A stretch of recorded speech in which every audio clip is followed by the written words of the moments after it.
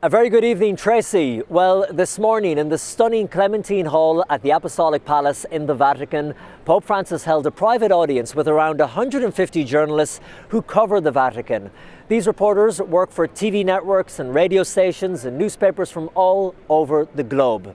Love humanity, learn humility. That's what Pope Francis told these journalists, myself included. The Pope emphasised the importance of truth and responsible reporting when covering the Vatican, and he warned against what he called the fragile sands of gossip and ideological interpretations.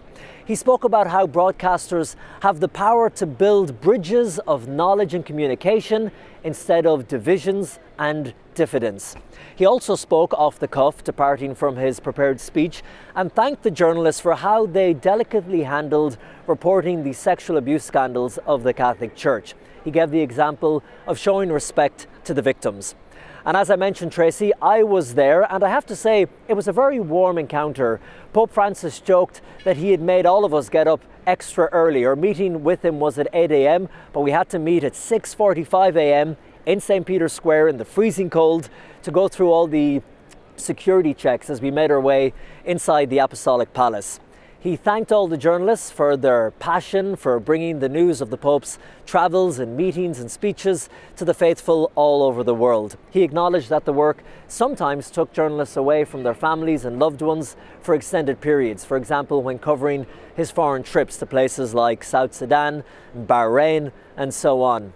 And after his speech, he took time to meet each one of us. And I reminded him that I was from Ireland. He said, "Oh yes, Green Ireland." And I said, "That's why I'm wearing my green tie, Holy Father."